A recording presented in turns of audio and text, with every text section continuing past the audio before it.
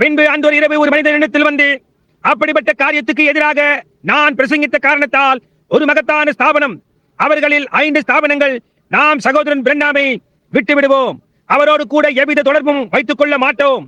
ஒன்று, அவர் அந்த ஒளிநாடாக்களை எல்லாம் திரும்ப பெற்றுக்கொண்டு மன்னிப்பு கேட்க வேண்டும், இல்லை என்றால் நாங்கள் அவரை விட்டு விடுவோம் என்று கூறினார்கள் என்று கூறினார். நான் சொன்னேன், நான் தேவனுடைய வார்த்தையோடு நிற்பேன்.